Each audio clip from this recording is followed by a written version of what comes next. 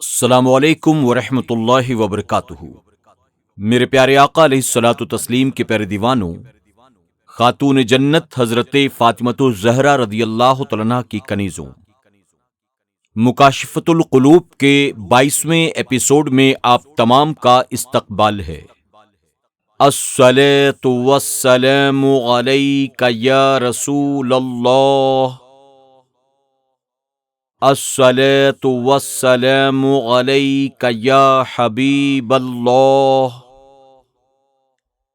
الصلاۃ والسلام علیک یا نبی اللہ، وعلی آلک واصحابک یا نور اللہ، صلی اللہ تعالی علیہ وسلم۔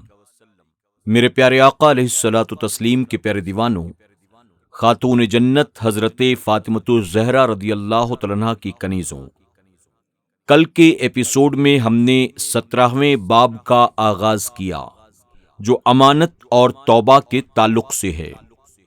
ہم نے کل امانت کے تعلق سے حضور اکرم صلی اللہ علیہ وسلم کے فرامین سماعت کیے تھے۔ آج انشاءاللہ اسی باب سے ہم توبہ کے تعلق سے کچھ باتیں سماعت کریں گے۔ توبہ کا وجوب۔ آیت قرآنی اور حدیث مبارکہ سے یہ بات ثابت ہے کہ توبہ کا کرنا یہ واجب ہے۔ اللہ رب العزت نے قرآن مقدس میں مومنوں کو حکم دیا ہے کہ وہ توبہ کریں تاکہ ان کو فلاح میسر ہو۔ دوسرے مقام پر رب تبارک و تعالیٰ نے توبۃ نصوحہ کا حکم فرمایا۔ توبۃ نصوحہ سے مراد ہے خالصتاً اللہ رب العزت کی بارگاہ میں توبہ کی جائے جو تمام عیوب سے پاک ہے۔ توبہ کی فضیلت اللہ رب العزت کے اس فرمان سے بھی ثابت ہے۔ مفہوم: بے شک اللہ رب العزت توبہ کرنے والوں کو، پاک رہنے والوں کو محبوب رکھتا ہے، اور فرمان نبی صلی اللہ علیہ وسلم ہے، توبہ کرنے والا اللہ کا دوست ہے، اور توبہ کرنے والا اس انسان کی طرح ہے جس نے کبھی کوئی گناہ کیا ہی نہ ہو۔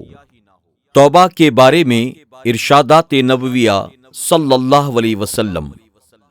فرمان نبوی ہے کہ رحمت خداوندی کو اس انسان کی توبہ سے زیادہ مسرت ہوتی ہے جو ہلاکت خیز زمین میں اپنی سواری پر کھانے پینے کا سامان لادے سفر کر رہا ہو اور وہ آرام کی غرض سے رک جائے، وہ سر رکھے تو اسے نیند آ جائے، جب وہ سو کر اٹھے تو اس کی سواری سامان کے ساتھ غائب ہو، وہ اس کی جستجو میں نکلے یہاں تک کہ شدت گرمی اور پیاس سے بدحال ہو کر اسی جگہ واپس آ جائے جہاں وہ پہلے سویا تھا، اور موت کے انتظار میں اپنے بازو کا تکیہ بنا کر لیٹ جائے۔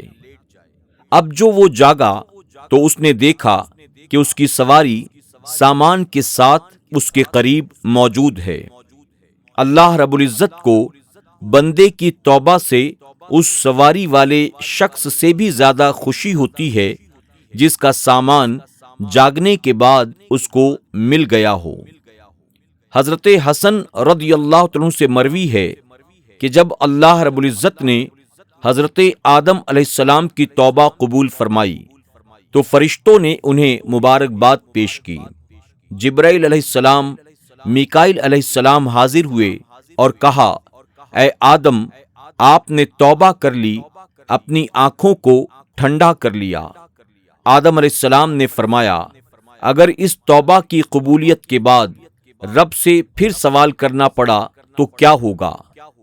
اللہ رب العزت نے آدم علیہ السلام پر وحی نازل فرمائی کہ اے آدم، تو نے اپنی اولاد کو محنت اور دکھ تکلیف کا وارث بنایا ہے، ہم نے انہیں توبہ بخشی، جو بھی مجھے پکارے گا میں تیری طرح اس کی پکار کو سنوں گا، جو مجھ سے مغفرت کا سوال کرے گا میں اسے نا امید نہیں کروں گا، کیونکہ میں قریب ہوں، دعاؤں کو قبول کرنے والا ہوں۔ میں توبہ کرنے والوں کو ان کی قبروں سے اس طرح اٹھاؤں گا کہ وہ ہنستے مسکراتے ہوئے آئیں گے اور ان کی دعائیں مقبول ہوں گی۔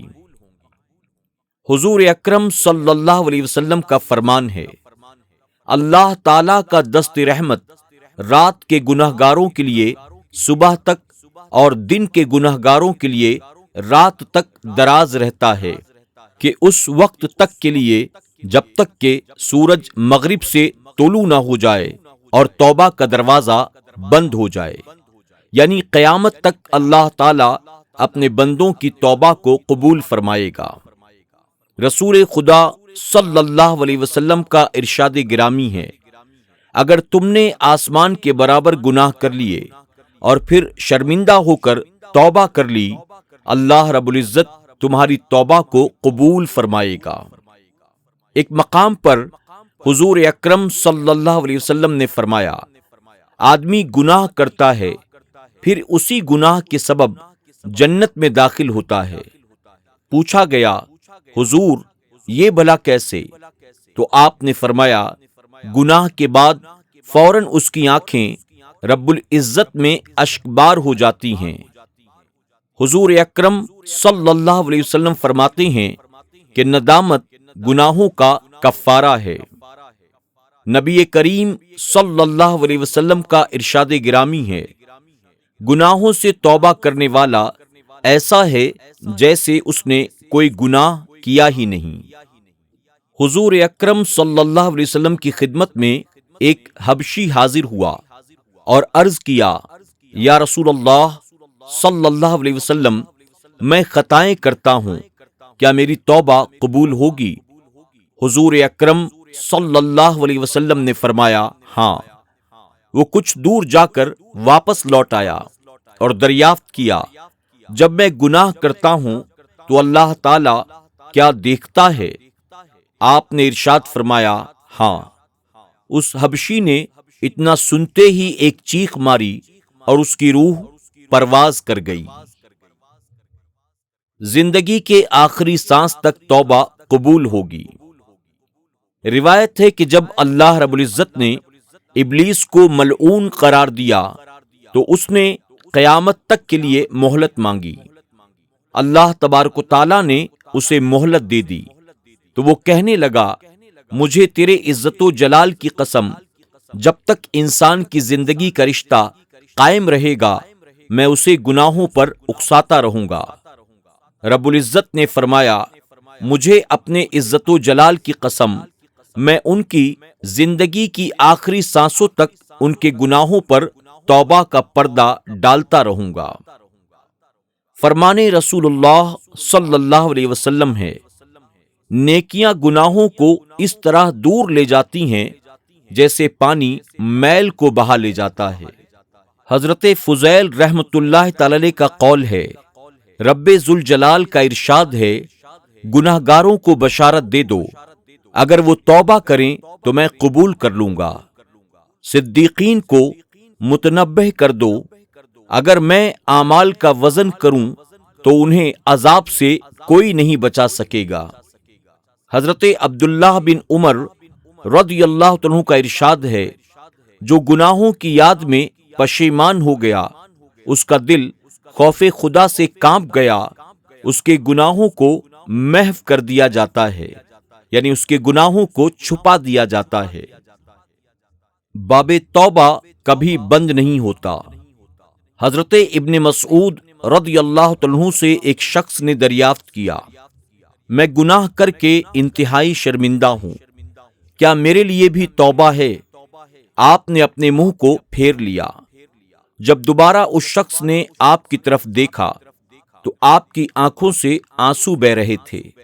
آپ نے فرمایا، جنت کے 8 دروازے ہیں، کھولے بھی جاتے ہیں اور بند بھی کیے جاتے ہیں، سوائے باب توبہ کے کہ وہ کبھی بھی بند نہیں ہوتا، اور اسی کام کے لیے اس پر ایک فرشتہ مامور ہے۔ عمل کرتا رہ اور رب کی رحمت سے نا امید نہ ہو۔ روایت ہے کہ بنی اسرائیل میں ایک جوان شخص جس نے 20 سال تک متواتر اللہ تعالی کی عبادت کی، پھر 20 سال گناہوں میں بسر کیے۔ ایک مرتبہ آئینہ دیکھا تو اس کی داڑھی میں بڑھاپے کے آثار نظر آئے۔ وہ بہت غمگین ہوا اور بارگاہ رب العزت میں گزارش کی، اے رب ذوالجلال، میں نے 20 سال تیری عبادت کی اور 20 سال میں نے گناہوں میں بسر کیے۔ اے اللہ، اب اگر میں تیری طرف لوٹ آؤں تو مجھے قبول کر لے گا۔ اس نے ہاتف غیبی سے آواز سنی، وہ کہہ رہا تھا، تو نے ہم سے محبت کی، ہم نے تجھے اپنا محبوب بنا لیا۔ تو نے ہمیں چھوڑ دیا، ہم نے بھی تجھے چھوڑ دیا۔ تو نے گناہ کیے، ہم نے مہلت دے دی۔ اب اگر تو ہماری بارگاہ میں لوٹے گا تو ہم تجھے شرف قبولیت بخشیں گے۔ توبہ کے بارے میں سرور کونین صلی اللہ علیہ وسلم کا ارشاد گرامی۔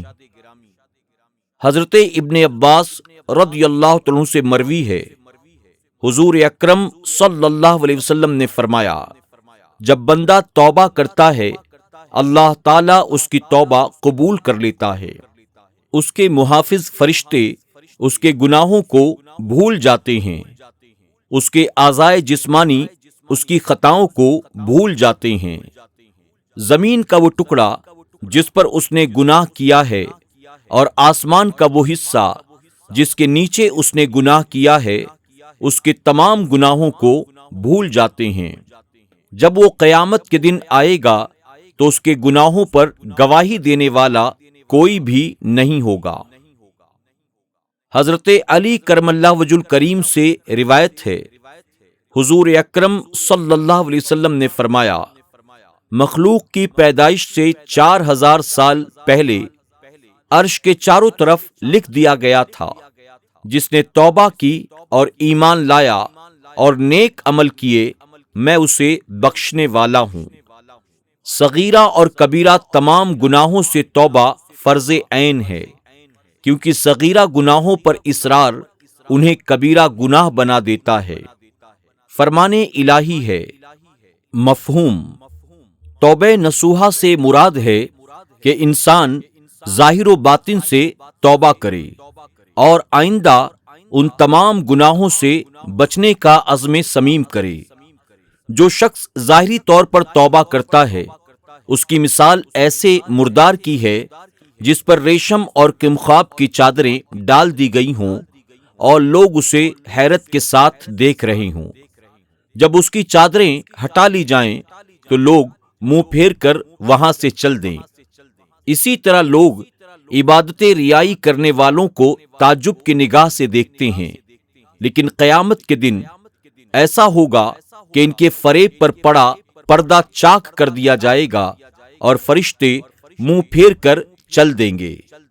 چنانچہ رسول اکرم صلی اللہ علیہ وسلم کا ارشاد ہے، اللہ تعالیٰ تمہاری صورتوں کو نہیں دیکھتا بلکہ تمہارے دلوں کو دیکھتا ہے۔ حضرت ابن عباس رضی اللہ عنہ سے مروی ہے، قیامت کے دن بہت سے لوگ ایسے ہوں گے جو خود کو تائب سمجھ کر آئیں گے، مگر ان کی توبہ قبول نہیں ہوگی، اس لیے کہ انہوں نے توبہ کے دروازے کو شرمندگی سے مستحکم نہیں کیا ہوگا، توبہ کے بعد گناہ نہ کرنے کا عزم نہیں کیا ہوگا، مظالم کو اپنی امکانی طاقت تک دفع نہیں کیا ہوگا، اور آسان امور کے جواز کے سلسلے میں جو کام انہوں نے کیے ہوں گے، ان کے طلب مغفرت میں انہوں نے کوئی اہتمام نہیں کیا ہوگا، اور ان کے لیے یہ بات آسان ہے اللہ تعالیٰ اس سے راضی ہو جائے۔ گناہوں کو بھول جانا بہت خطرناک بات ہے۔